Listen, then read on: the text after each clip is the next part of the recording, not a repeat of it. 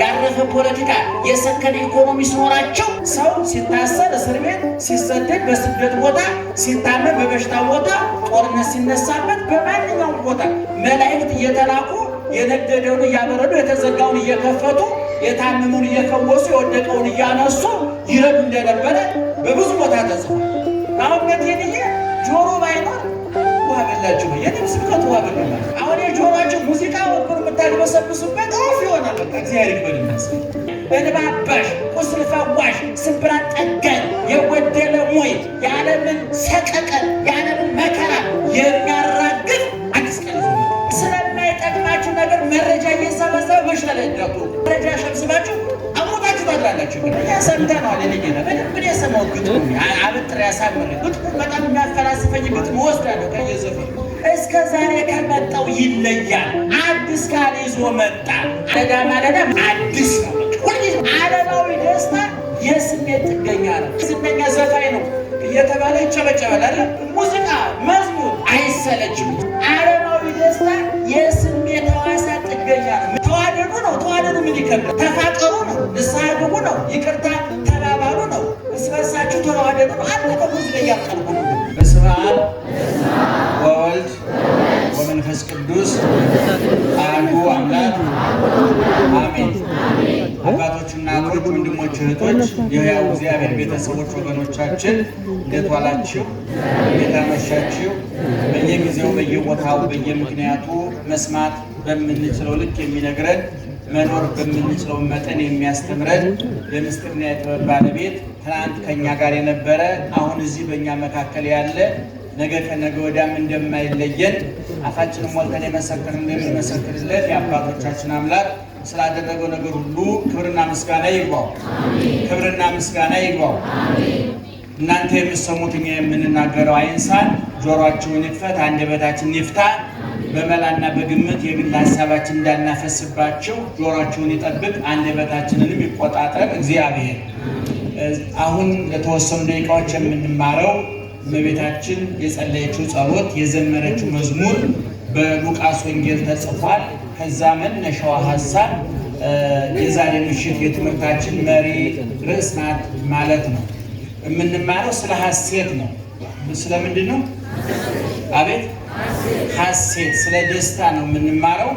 ይሄ በእመቤታችን ንግግር ውስጥ ያገኘ ነው። ነፍሴ እግዚአብሔርን ታከብረዋለች፣ መንፈሴም በአምላኬና በመድኃኒቴ ምን ታደርጋለች? ሐሴት ታደርጋለች። ሰውነቴ እግዚአብሔርን ታከብረዋለች፣ መንፈሴም በአምላኬና በመድኃኒቴ ሐሴት ታደርጋለች። ተአበዮ ነፍሴ ለእግዚአብሔር ወተትሐሰይ መንፈሴ በአምላኬ ወመድኃኔ። ይሄ በሉቃስ ወንጌል የተጻፈ ነው። እንደሚታወቀው ከአራቱ ወንጌላውያን ወይም ደግሞ ከስምንቱ የሐዲስ ኪዳን ጸሐፊዎች መካከል ስለ ድንግል ማርያም ትንሽ በተን ያለ የተብራራ የተረዳ ሐሳብ ጽፏል የሚባለው ሉቃስ ነው። ሉቃስ ከ72ቱ አርድእት አንዱ ነው። ከሐዲስ ኪዳን መጻሕፍት መካከል ሁለት መጻሕፍት ጽፏል። በጥቅሉ የሐዲስ ኪዳን መጻሕፍት 27 ናቸው። ከ27ቱ ሁለቱ የሉቃስ ጽሑፎች ናቸው። አንደኛው ወንጌል ነው፣ 24 ምዕራፍ አለው። ሁለተኛው ግብረ ሐዋርያት ወይም የሐዋርያት ሥራ የምንለው ደግሞ 28 ምዕራፍ አለው። 28 ምዕራፉ የሐዋርያት ሥራ የምንለው የግብረ ሐዋርያት ወይም ደግሞ የሐዋርያትን ውሎ የዘገበበት ነው። በተለይ ከምዕራፍ 1 እስከ 9 የሁሉም ሐዋርያት፣ ከ9 በኋላ እስከ 28 ደግሞ የቅዱስ ጳውሎሱ ውሎና ዳር ትምህርቱ፣ ተአምራቱ ተጽፏል። ዛሬ ሰዎች የየቀኑ ውሏቸው ማስታወሻ እንደሚይዙት ሁሉ ምናልባት የኛ ማስታወሻ እዚህ ቦታ በላው፣ እዚህ ቦታ ጠጣው፣ እዚህ ቦታ ተናጋር ውዬ ነበር የሚል እንኳን ለሌላው ሊተላለፍ ለጸሐፊው እንኳን የረባ ትዝታ የሌለው የማይረባ ማስታወሻ ነው። የእነ ቅዱስ ጳውሎስ ግን የዋሉበት ያደሩበት የገቡበት ቤት ሁሉ ተጽፏል። የእነ ልድያ ቤት ተጽፏል። የእስረኛው ቤት ተጽፏል። ብዙ ነገሮች ተጽፏል። ይሄ የሉቃስ ጽሑፍ ነው። ሁለት ጽሑፎች የቅዱስ ሉቃስ ናቸው ከአዲስ ኪዳን ውስጥ ማለት ነው። እና ከነዛ ውስጥ ደግሞ በጎላ በተረዳ ትንሽ ፈታ ባለ መንገድ የጻፈው ቅዱስ ሉቃስ ነው። በነገራችን ላይ ከአዲስ ኪዳን ሁልጊዜ እላለሁኝ እኔ ከአዲስ ኪዳን የትንታኔ መጽሐፍ አይደለም፣ የማብራሪያ መጽሐፍ አይደለም። ጥቅም ሀሳብ ያለበት ሊበተን ሐዋርያው ቅዱስ ጳውሎስ በዕብራውያን 4:15 ላይ እንደተናገረው በነገር ሁሉ እንደኛ የተፈተነ እንዳለ ሁሉ ሰርግ ቤት አይተነዋል፣ ለቅሶ ቤት አይተነዋል፣ በሽተኛ ሲጠይቅ አይተነዋል። ወንጌላውያን ይህንን እጥር ምጥን ሰብሰብ ባለ መንገድ ለትምህርት ለምልክት የሚሆን ብቻ ከብሉ በክፉ ከብዙ በጥቂቱ ጽፈውልናል እና አንዳንድ ሰዎች እንዲህ ይጠይቃሉ። ሐዲስ ኪዳን ላይ ስለ ድንግል ማርያም ስለ እመቤታችን በስፋት አልተጻፈም ይላሉ። እንኳን ስለ ድንግል ማርያም ስለ ክርስቶስ በስፋት አልተጻፈም። በክብሩ ልክ ኢየሱስ ክርስቶስ ስም አለው። ስሙ 4 ነገር ያመለክታል ብለዋል ሊቃውንቱ። የባህሪውን ርቀት፣ የክብሩን ጥልቀት፣ የፍቅሩን ጥልቀት፣ የክብሩን ምጥቀት፣ የሥራውን አይነተ ብዙነት ያመለክታል ብለዋል።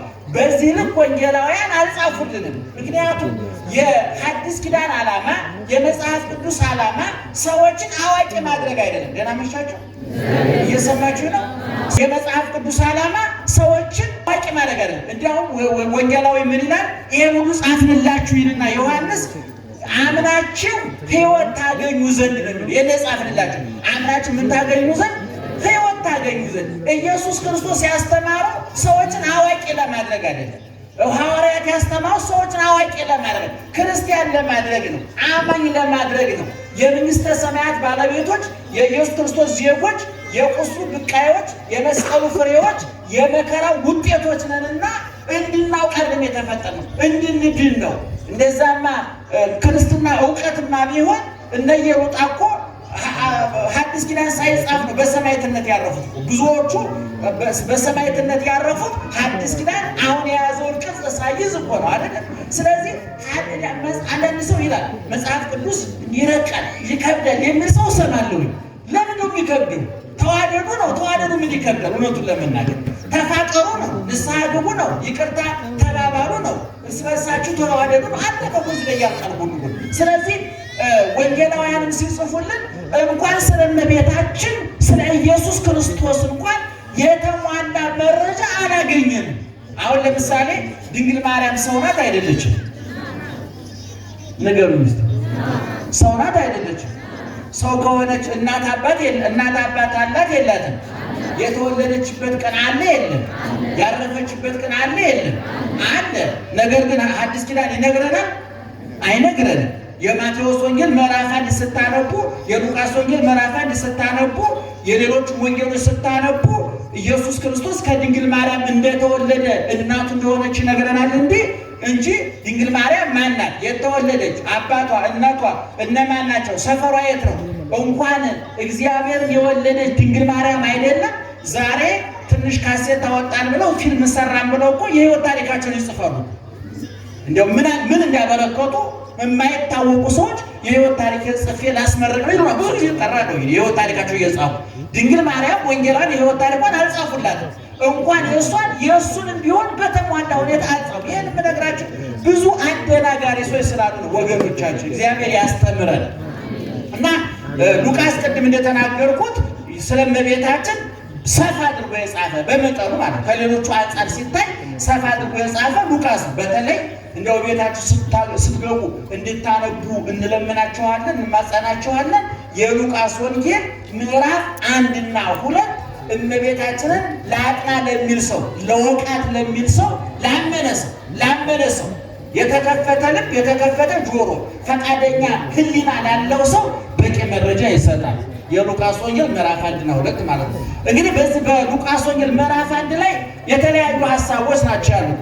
ከ1 እስከ 26 ድረስ የኤልሳቤጥና የዘካርያስ የዮሐንስ መጥምቅ እናትና አባት የእሱም ታሪክ ነው ያለው። ምዕራፍ 1 ከቁጥር 1 እስከ 26 እያልኳቸው ነው። በደንብ ያዙ ምዕመናን።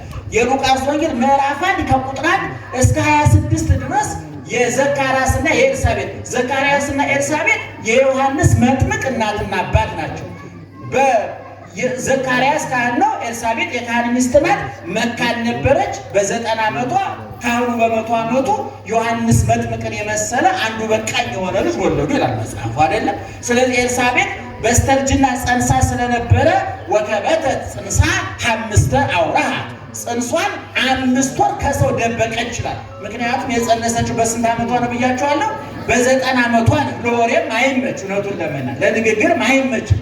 እንኳን ሰሚው እሷም አላመነችም። ገና የድርጊቱ ባለቤት እሷ በቅጡ አላመነችም። እንኳን ሌላ ሰው እንዳምራት ልጠብቅ ቀርቶና ጽንሷን ደብቃ ነበር፣ ለማንም አትናገርም ነበርና 5 ወር እንደደበቀች ጽንሷን ግን በ6ኛ ወር ቁጥር 26 ላይ ያልኳችሁ ነው። ወበሳድስ ወር ተፈነወ ገብርኤል መልአክ በማኅበ እግዚአብሔር ሀበ አሐቲ ሀገር ዘገሊላ። በ6ኛ ወር ማን በጸነሰች እያልኳችሁ ነው? ጮክ በሉ ልቀት ብላችሁ። ማን በጸነሰች? ስንት ወር ደበቀች ጽንሷን? 5 ወር ደበቀች። በ6ኛው ወር ግን ማን ተልኮ መጣ? ገብርኤል ተልኮ መጣ። ቅዱስ ገብርኤል ወደ ማን? ወደ እመቤታችን በገሊላ ውስጥ ወዳለች ናዝሬት ወደምትባል ትንሽዬ መንደር ሰፈር መልአኩ ቅዱስ ገብርኤል ማርያም ወደምትባል ድንግል ለዮሴፍ ወደ ታጨች ዮሴፍ እንዲጠብቃት እንዲንከባከባት ለተመደበላት ወደ ድንግል ማርያም መጣ ይላል። በስንተኛው ወር? በ6ኛው ወር። ማን በተጸነሰ? ዮሐንስ በተጸነሰ። ለዚህ ነው ዮሐንስ ጌታን መንፈቅ በእድሜ ይቀድመዋል፣ በእድሜ መንፈቅ ይቀድመዋል። ለዚህ ነው በማቴዎስ ወንጌል ምዕራፍ 11 ላይ በመንግስተ ሰማያት የሚያንሰው ይበልጠዋል ይላል ጌታ። የሚያንሰው ማን ነው? ጌታ ነው። ስንት ወር ያንሰዋል? 6 ወር። በጽንስ 6 ወር ይበልጠዋል፣ ያንሰዋል፣ ይበልጠዋል። ጌታ ዮሐንስ ጌታን በልደትም 6 ወር ይበልጠዋል እና በ6ኛ ወር ገብርኤል ወደ እመቤታችን ተልኮ መጣ። ወደ እመቤታችን ሲመጣ ቅዱስ ገብርኤል እስከ ዛሬ ከነበረው አመጣጡ የተለየ አመጣጥ። መላእክት ወደ ሰው መጣው ያውቃሉ። አዳም ከገነት ከተባረረበት ጊዜ ጀምሮ በብሉይ ኪዳን ሰው ሲታሰር እስር ቤት፣ ሲሰደድ በስደት ቦታ፣ ሲታመም በበሽታ ቦታ፣ ጦርነት ሲነሳበት በማንኛውም ቦታ መላእክት እየተላኩ የነደደውን እያበረዱ የተዘጋውን እየከፈቱ የታመመውን እየፈወሱ የወደቀውን እያነሱ ይረዱ እንደነበረ በብዙ ቦታ ተጽፏል። በመዝሙረ ዳዊት 90 ቁጥር 8 ጀምሮ ብታነቡ ታገኙታላችሁ። በኦሪት ዘጸአት ምዕራፍ 23 ቁጥር 20 ብታነቡ ታገኙታላችሁ። በትንቢተ ዘካርያስ ምዕራፍ 1 ከቁጥር 12 ጀምሮ ብታነቡ ታገኙታላችሁ። ብዙ ቦታዎች መላእክት ወደ ሰው እየተላኩ መጥቶ ያውቃሉ። ያ ሁሉ በብሉይ ኪዳን የተመላለሱት የመላእክት መመላለስ ቢደመር ቅዱስ ገብርኤል ወደ እመቤታችን የመጣውን ያህል መሆን አይችልም። አመጣጡ የተለየ ነው። ወአስተርአያ መልአክ ዘይኮነ ከመ ቀዲሙ፣ እንደ በፊቱ ያልሆነ የተለየ መልአክ ታየ። የተለየ ማለት ምንድን ነው? አመጣጡ ማለት ነው። ወደ ዘካርያስ ሲመጣ ዘካርያስን አይታችሁታል።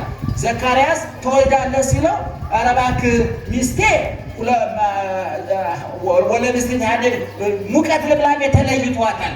የሴቶች ልማድ ከቆመ ስንት ዓመት አልፎታል? 90 ዓመቷ ነው። እኔም አርጅቻለሁ፣ እንዴት ነው የምትወልደው ብሎ ተከራክሮ ነበር አይደለም? ታስታውሱ የለም? በኋላ መልአኩ ምንድን ነው ያለው? እኔ ከእግዚአብሔር ዘንድ ተልኬ በእግዚአብሔር ፊት የምቆመው ገብርኤል ነኝ። ተልኬ ነው የመጣሁት። የነገርኩን ማመን ነበረብህ። ስለተጠራጠርክ ልጁ እስኪወለድ ድረስ 9 ወር ከ5 ቀን ኩን በሃመ ወሰአ ነቢበ፣ አንደበት ይዘጋ መናገር ይሳን ብሎታል። ማን ነው ያለው? አቤት ማን ያለው? ማንን? አቤት ጮክ በሉ። ዘካርያስን። ከዛ አሁን የመጣበት ግን እንዲህ እንደ ልቡ የሚሆንበት አይደለም። ምክንያቱም የጌቶቹ ጌታ የነገስታቱ ንጉሥ የምድር የሰማይ ባለቤት ገረዱ አገልጋዩ አይደለችም፣ እናቱ ናት። በእናትነት ላይ ግርድናን አገልጋይነትን በድንግልና ላይ እናትነትን ደርባለች። እመቤታችን ተቃራኒ ነገሮችን አስማምታ ተገኝታለች ብለዋል አባቶቻችን። ድንግልና ከእናትነት እሳትና ጭድ ነበረ፣ እሷ አስማማችሁ። አንዲት ሴት መውለድ ከፈለገች ድንግልናዋን ታጣለች፣ መውለድ ከፈለገች ድንግልናዋን ታጣለች፣ ድንግልናዋን ከፈለገች ደግሞ መውለድ አትችልም አይደለም? እመቤታችን ግን እነዚህ መስተጻረናት እሳትና ጭድ የሆኑትን በአንድ ሴት ላይ ሊገኙ የማይችሉትን የአንዱ መኖር አንዱን የሚያጠፋውን ሁለቱን እሳትና ጭድ እሳትና ውሃ አጥፊና ጠፊ የሆኑትን እናትነትና ድንግልናን ምን አድርጋ ተገኘች? አስማምታ ተገኘች። ደስ አይልም? ምዕመናን እንኳን እናታችን ሆነች። እውነቱን ለመናገር እንኳን ስሟ እንድንጠራ ፈቀደልን፣ እንኳን ክብሯ እንድናውጅ ፈቀደልን። በእውነት እንደው በዚህ በቆሸሸ በረከሰ በሐሜት በቂም በበቀል በረከሰ በቆሸሸ አንደበታችሁ የእናቴን ስም አትጥሩ ሳይል ፈቅዶ እኔው ጊዜ አለቃለሁ ምእመና እመብርሃን ነው የምላችሁ። እኔ ጠዋት ተነስቼ ውዳሴ ማርያም ስደግም አንዱ ትዝብቴ ምንድነው ታውቃላችሁ?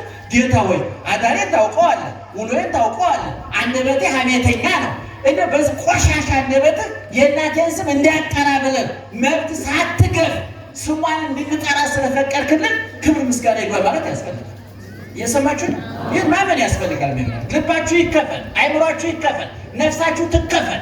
በእውነት እንኳን እግዚአብሔርን ወልደን እንኳን እሱና የእሱ እናት ሆና በእውነት የነቢያት እናት የሐዋርያት እናቶች እንኳን ይከበራል። እና መልአኩ መጥቶ ትጸንሻለሽ ትወልጃለሽ አለ።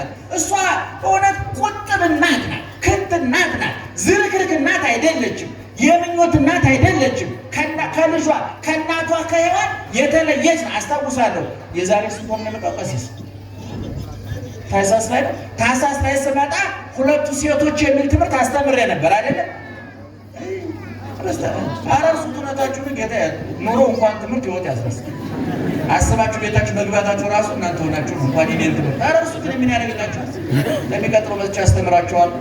እርሱት ያን አስታውሳለሁ ብለን መኪና እንዳይገጫችሁ የጌታ ኑሮ እንኳን ትምህርቱን እኔ የወለዳችሁ ልጅ ራሱ ረስታችሁ የማን ልጅ አለ ማለታችሁ ጀግኖች ናችሁ። በሆነ ደናናት ማንስ ማለት አንተ ተናገር። አቤት ማነው ስሙ? ያፌት። እሺ ደህና መሻችሁ? ለቃበሩ ለማንኛውም ስለዚህ አሁን መልአኩ ወደ እመቤታችን መጥቶ ትጸንሻለሽ ትወልጃለሽ አላት። ይሄ አዲስ ቃል ነው። ምናልባት መጽነስ መውለድ ግስ ሊያገናኘው ይችላል። መቼም ቋንቋ ደካማ ቋንቋ ደካማ ነው ይባላል። ብዙ የማይሸከማቸው ምስጢሮች አሉ። ለምሳሌ ፀሐይ በሰማይ አለ አይደል? ሰማይ ላይ ያለችው ፀሐይ ማን ትባላለች? ፀሐይ። እናንተ ሰፈራን ወይዘሮ ፀሐይ ማን ይባላሉ? ፀሐይ ይባላሉ። ለፀሐይ አበቡ ሙቀት የላቸው አምፖል ሲቃጠልባቸው ሰግዶ ጨለማ ውስጥ ነው የሚያድሩት እኮ ማማፀን። ግን ስማቸው ማን ነው? ስማቸው ማን ነው? ፀሐይ። አሁን እኔ ኤልሳቤጥ ጸነሰች እንትና ጸነሰች ብሎ ማርያም ጸነሰች ሲባል ቋንቋ ምን ነው ሌላ ባገኘው እላለሁኝ። ያንሰዋል ምእመናን፣ እውነቴን ነው የምላችሁ። ያንን ፀሐይ ብሎ ወይዘሮ ፀሐይ ኮከብ የምትባል ሴት እኮ አለች። በየሰሞኑ ኮከብ የሚባሉ እንኳን ለቤተሰብ እንኳን መብራት የተሳየ ጥቁር ኮከቦች ጽሙታ እንኳ ገብታል። እና አንዳንድ ጊዜ ቋንቋ ሀሳብን አይሸከም ይገርማቸዋል። ይስእናኒ ለመናገር ቃል አጠረኝ ይላል። አሁን አንድ ዘፋኞቹ መልክሽን ለመግለጽ ምን ይላሉ? ምን ብዬ ላድንቅሽ ቃላቶች አጠሩኝ የሚል ዘፈን አለ። ሰማችሁት? ሰምተነዋል። ልጌታ በደንብ የሰማሁት ግጥሙ አበጥሬ ያሳምሬ ግጥሙ በጣም የሚያፈላስፈኝ ግጥም ወስዳለሁ ከየዘፈኑ እና አሁን ሴት ለማመስገን ምን ቃል ያጥራል? በቃ ዓይንሽ ያምራል፣ ጥርስሽ ያምራል፣ አለቀ እኮ በቃ የሚቀጥል እኮ የለም። እውነቴን ነው የምልሽ። ሲሸውዷችሁ ብለው እየደጋገሙ ሲነግሯችሁ ሴቶች እውነት እየመሰለ እየተታለላችሁ ነው እንጂ ፀጉርሽ ረዥም ነው አለቀ በቃ ምን ልጨምርበትሽ? አሁን ግን ድንግል ማርያምን ለማመስገን ግን ቃል ያጥራል። ምንና ማርያምን ነው ቃል ያጥራል። እኔ ሊቃውንት እኮ አሉና ለዛው በቅድስና እኮ በጽድቅ እኮ ነው በንጽህና እየተመላለሱ በቅድስና እየተመላለሱ እኮ በመኑ በአምሳለ ምድር አስተማስለኪ ወደ ሰማይ ወጥተን በፀሐይ በጨረቃ በከዋክብት እንዳልመስልሽ ጨለማ ይፈራረቅባቸዋል። ወደ መሬት ወርደን በአዝርዕት በእጽዋት በአትክልት እንዳልመስልሽ ይደርቃሉ፣ ይጠወልጋሉ፣ ይረግፋሉ። በዕንቁ በአልማዙ በብሩ እንዳልመስልሽ ይዝጋል፣ ይሰነቻል። ኧረ በማን እንመስልሽ? መቼም ዝም አይባልምና አንቺ መሶበ ወርቅ ነሽ፣ አንቺ ደመና ነሽ፣ አንቺ ምንድን ነሽ አሉ። መቼም ዝም ከማለት ይሻላል ብለው ነው መሻል እና ማን ነው መልአኩ አሁን ሲመጣ ወደ ድንግል ማርያም የተለየ አመጣጥ ነው የመጣው። ምን የእስከ ዛሬው አይነት አይደለም። ዋስተራያ መልአክ ዘይኮነ ከመ ቀዲሙ መልአክ ታያት። ምን አይነት እንደ በፊቱ ያይደለ መላእክት እሷ ሲያጫውቷት ነው የሚውሉት። ጓደኞቿ እነሱ ናቸው። ሻይ አጣጮቿ፣ ቡና አጣጭ እንደሚባለው ጓደኛ፣ የልብ ጓደኛ ላይ እንደምትሉት እናንተ የድንግል ማርያም ጓደኞቿ፣ ባልደረቦቿ፣ አጫዋቾቿ ቅዱሳን መላእክት ናቸው። ተለይተዋት አያውቁ። እንኳን እሷ እኛም ዝጌር ባይለን ነው እንጂ ጠባቂ መላእክት ተመድቦልናል ወንድያቅ ናቸው። እና አሁን አመጣጡ የቅዱስ ቅዱስ ገብርኤል ግን እስከ ዛሬ ከመጣው ይለያል። አዲስ ቃል ይዞ መጣ። ዓለምን የሚለውጥ ጨለማውን በብርሃን ሞቱን በሕይወት በመቃብር ላይ ትንሣኤ የሚያውጅ የጥሉን ግድግዳ የሚያፈርስ የጥሉን መጋረጃ የሚቀድ ምድርና ሰማይን የሚያገናኝ እንባ አባሽ ቁስል ፈዋሽ ስብራት ጠጋኝ የጎደለ ሞይ የዓለምን ሰቀቀን የዓለምን መከራ የሚያራግፍ አዲስ ቃል ይዞ መጣ። ምን የሚል ቃል ይዞ መጣ? ትጸንሲ ትወልጂ፣ ትጸንሻለሽ ትወልጃለሽ የሚል ቃል። ግን እሷ እንደው ዝም ብላ እንኳን አመጣሁ እንጂ አላለችም። ምክንያቱም ድንግል ማርያም ልኳን የምታውቅ እናት ነው። ለዚህ ነው ያስከበራትም ያስወደዳትም ከሔዋን ተለይታ እንድትወደድ እንድትከበር ያደረጋትም ልኳን አዋቂ፣ ደረጃዋን አዋቂ፣ ክብሯን ጠባቂ። ኧረ ዝም በሉ ጎበዝ።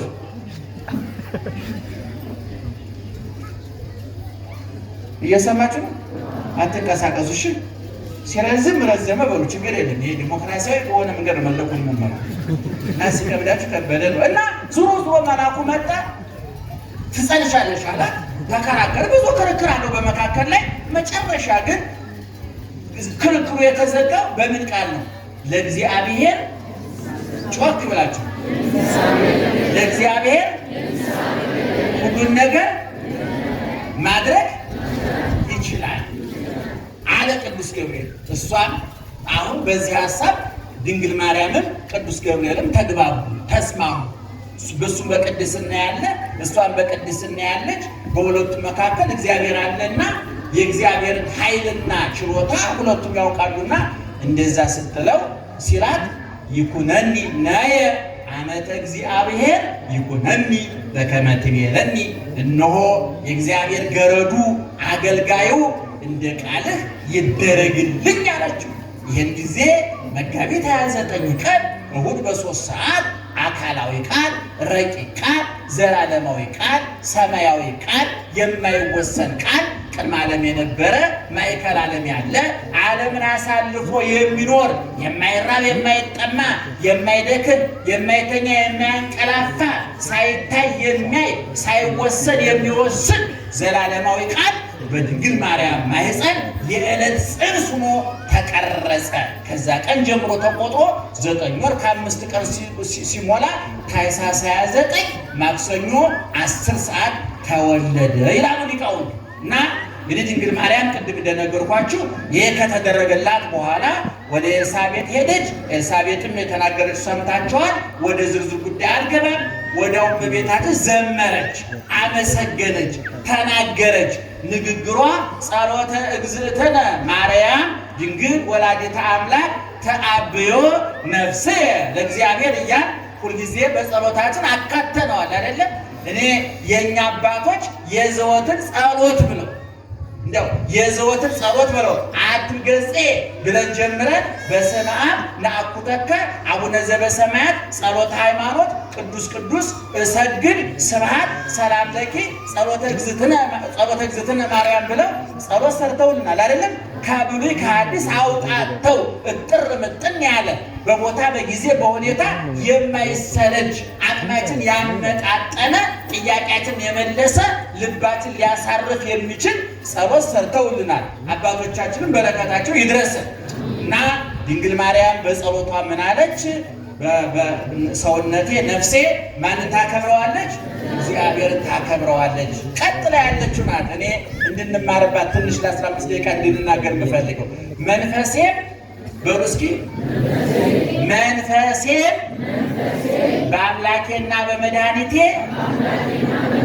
ሐሴት ታደርጋለች። ሐሴት በግዕዝ ቋንቋ ደስታ በጣም ብዙ አይነት ነው። አንድ ቋንቋ የማጠናበት ቦታ አለ እና አንድ ወዳጄ ቋንቋ ሰውየው ሲነግረኝ እስኪ ስለ ደስታ አብራራልኝ ስለው ሃፒነስ እና ኢንጆይመንት ማለት ይለያያል። ይሄ በልቶ ጠጥቶ ሲንገላወጥ ብሎ ደስ አለኝ የሚለው ኢንጆይመንት ይባላል። ሌላውን ሲረዳ ሲደግፍ ሲውል ደግሞ ሃፒነስ ይባላል። ኢንጆይመንት ማለት ፍስሐ ነው። ሃፒነስ ማለት ደግሞ ሐሴት ነው። ሐሴት ማለት ቋሚ ደስታ ነው። በመጽሐፍ ቅዱስ በነገራችን ላይ በመጽሐፍ ቅዱስ ያለው ደስታና እኛ የምናውቀው ደስታ ይለያያል። በመጽሐፍ ቅዱስ ያለው ጥጋብና እኛ የምናውቀው ጥጋብ ይለያያል። እግዚአብሔር ረሃብ የሚለውና እኛ ረሃብ የምንለው ይለያያል። እኛ ሞት የምንለውና መጽሐፍ ቅዱስ ሞት የምንለው ይለያያል። ስለዚህ እመቤታችን ምንድን ያደረገችው? መንፈሴ በአምላኬና በመድኃኒቴ ምን ታደርጋለች? ሐሴት ታደርጋለች። ያውም አሁን ሐሴት የሚል የሴቶች ስም እሰማለሁ። ሰምታችኋል? በጣም ደስ የሚል ሐሴት በጣም ጥሩ ስም ነው። ፍስሐ እንኳን የተለመደ ነው፣ የወንድ ስም ነው። ለወንድና ሴትም ይሆናል። በተለምዶ ፍስሐ ለሁለቱም ጾታ የሚሆን ነው። ጾታ የሌለው ነገር ለወንድም ለሴትም ይሆናል፣ ችግር የለበትም። ግን ዙሮ መንፈሴ በአምላኬና በመድኃኒቴ ምን ታደርጋለች? ሐሴት ታደርጋለች። እንግዲህ ሰዎች በብዙ ነገር ሊደሰቱ ይችላሉ። ወልደው በትዳር ይዘው ልጅ ሲስሙ፣ እርሻ ሰው ዘር ሲቅሙ፣ መሬታቸው ምርታማ፣ ንግዳቸው ትርፋማ፣ ትምህርታቸው ውጤታማ ሲሆን በየተሰማራንበት የሥራ መስክ ውጤት ስናገኝ ደስ አለኝ እንላለን አይደለም? በልተን ጠጥተንም ደስ አለኝ እንላለን። ልብስም ለብሰን ደስ አለኝ እንላለን። ግን ዓለማዊው ደስታ ያረጃል፣ ይዝጋል፣ ያፈጃል፣ ይገረጅፋል፣ ይሰለቻል። ለምሳሌ ወርቅ ደስ ይላል፣ ደስ አይልም? አቤት! ወርቅ ደስ የሚለው ግን ጆሮና ጣት ላይ ሲሆን፣ አሁን በሆነ ተአምር ቤታችሁ ስትገቡ ጣራው፣ ግድግዳው፣ አልጋው፣ ጠረጴዛው ወርቁ ነው ብታገኙት ድንጋይ ፍለጋ ነው የምትወጡ። ገብቷችኋል ሀሳቤ? እንደውም መቼም ታላቁ ሊቅ ዮሐንስ አፈወርቅ ይላል የገንዘብ የሚወድ ሰው ይላል ሰማዩ ወርቅ እንዳዘንብ ይጸልያል፣ መሬቱ ብር እንዳበቅል ይፈልጋል። ነገር ግን አሁን በዝናቡ ፋንታ ወርቅ ቢበቅል እንጠቀማለን እንጎዳለን? እስኪ ንገሩ። ምን ቢዘንብ ጥሩ ነው? ዝናብ ነው መጣ ያለበታል። ወርቅ ቢዘንብ መቅሰፍት ነው በረከት ነው? መቅሰፍት ነው። የተዘራ ሁሉ ጤፍ ስንዘራ ብር ነው ቢበቅል መቅሰፍት ነው በረከት ነው? መቅሰፍት ነው። ሁሉም በምድቡ ነው የሚያስፈልገውና ይሄ ዓለማዊ ደስታ ያረጃል፣ ይሰለቻል። አሁን መዝናናት ብትሉት ቦታ መቃየር ነው። አሁን ለምሳሌ ትልልቅ ሆቴሎች ሄዳችሁ የምትዝናኑት እስከ ትላንት ድረስ ነው። እዛ ትልልቅ ሆቴል እኮ የሚሰሩ ሰራተኞች እኮ ለመዝናናት እኮ እኛ ሰፈር ሻይ ቤት ነው የሚወጡ ገርማችሁ። ምክንያቱም ይሰለቻል። አሁን የትልቅ ቦይንጉን የመጨረሻውን ዘመናዊ አውሮፕላን የሚነዳው ፓይለት እኮ አውሮፕላን አያዝናናውም። በሚዝናናው እኛ ሰፈር በባጃጅ ነው። በቃ አሁን ጊዜ ስጋ የሚበላ ሰው በሚዝናናው በሽሮ። እኛ ደግሞ ሽሮ ስልችት ያለ ደግሞ ሽሮ ለትንሽ የጣል ስትል ብቅ ጥልቅ ስትል ስጋ እየተዝናና ነው። በቃ ይሄ ነው መዝናናት። ምንም ማርያም እኛ ማጋነስ ነው አላጋነስ ይገርማል። አሁን ቢች አካባቢ እየተዝናና ቢቹ ጋር የሚሰሩ ሰራተኞች ሁሉ መቼ በተገላገልኩ መቼ ስራ ልቀይር እያሉ። ስለዚህ ዓለማዊ ደስታ ገና መሻቸው ይሰለቻል ነው እያልኳቸዋል። ምክንያቱም ዓለማዊ ደስታ የስሜት ሕዋሳት ጥገኛ ነው። ምዕመናን እየሰማችሁ ነው? ዓይን የምን ጥገኛ ነው? ከስሜት ሕዋሳት። ኧረ ንገሩ። ዓይን የምን ጥገኛ ነው? ወርቅ ለምሳሌ ከስሜት ሕዋሳታችን ወርቅ ትርጉም የሚያጣው ምን ብናጣ ነው? አይ አሁን እኔን ለመተባበር በላቸው ነው እንጂ ዓይንንም የተባበረ ይመስላችሁ? ለምሳሌ አንድ አፍንጫ ለሌለው ሰው፣ አፍንጫው ለማያሸት ሰው ብዙ ሺህ ዶላር አውጥተህ ሽቶ ገዝተህ ብትመጣ ውሃ በብልቃት ከማምጣት የተለየ አይደለም። ምክንያቱም አፍንጫ የለው ምን ይሰራል? እኔ አሁን ለወርቅ ብትሰጠኝ እኔ ማህበረሰቡ ነው ስለተስማማን ጣቴ ላይ ያደረኩኝ እንጂ ምን እንደሆነ የማውቀው ነገር የለም። ድንጋይ አድርጌ በምን ይታወቀኛል? ብረት ሆነስ እኔ መዳብ ነው ብላችሁ ብታደርጉልኝ ግን ምን ቸገረኝ? እኔ ብቻ ተስማምተናል፣ ቀለበት አድርጌያለሁ ነው በቃ። ዓለማዊ ደስታ እየሰማችሁ ነው። የስሜት ሕዋሳት ጥገኛ ነው። ልብ አድርጉ። ለምሳሌ ጨው ትርጉም የሚኖረው ማን እስካለ ድረስ ነው? አቤት ምላስ እስካለ ድረስ ነው። ምላስ ከሌለ ወጡ ጨው አለው የለው የሚባል ነገር የለም። ምላስ ነው ዋና። ሙዚቃ፣ መዝሙር አሁን ነቴንዬ ጆሮ ባይኖር ውሃ በላችሁ የኔም ስብከት ውሃ በሉ ማለት በቃ አሁን ገሌ ዝነኛ ዘፋኝ ነው እየተባለ ይጨበጨባል አይደል? በሆነ አጋጣሚ ሰው ሁሉ ቢደነቁር የሰውዬ ተራ ዘበኛ ሆነ ማለት ነው። ምክንያቱም ጆሮ ላይ ነው ጉዳዩ ያለው። አያችሁ፣ ዓለማዊ ደስታ የስሜት ጥገኛ ነው። ቅዱስ ጳውሎስ ይህንን ሲያፈልስ ምን አለ መሰላችሁ? በዚህ በአንደኛ ቆሮንቶስ ምዕራፍ 2 ላይ እግዚአብሔር ለወዳጆቹ ያዘጋጀው ክብር ይላል ዛይ ወሕዝብ ይሰማ ወውስተ ልበ ሰብእ ዘይትሃለየ ዘአስተዳለው እግዚአብሔር ለእለ ያፈቅርዎ።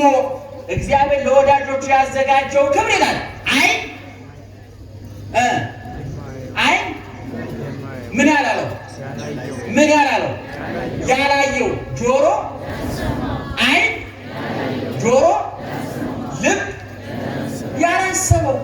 አሁን መንግሥተ ሰማያትን እኛ አናብራራውም። ስትሄዱ ነው የምታውቁት። ይገርማቸዋል። ስትሄዱ ሰው ሲገባ ነው እንጂ ይህን ይመስላል። ምክንያቱም አሁን እናንተ ግንባር ላይ ያለው ዓይን እስከ መቃብር ነው የሚያገለግለው። ከዛ በኋላ እንዳቦል ተነቅሎ ይወርቃል። ይገርማቸዋል። ለዚህ ነው ብዙ አይነት ስውራን ተስፋ የማንቆርጠው።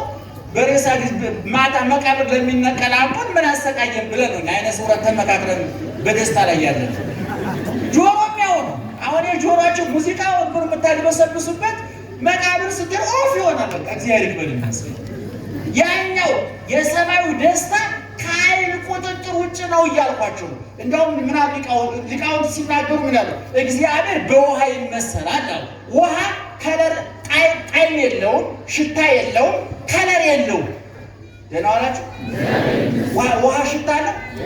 አንድ ሰው ሲጠፋ ምን ሆነ ይባላል? የውሃ ሽታ ሆነ ይባላል። ጠፋ ማለት ነው። ውሃ ሽታ የለውም። በቆሻሻ ኩባያ በቆሻሻ ብርጭቆ እየቀዳል ብርጭቆ ሽታ እያጋባበት ነው እንጂ ንጹህ ትክክለኛ ውሃ ሽታ የለውም።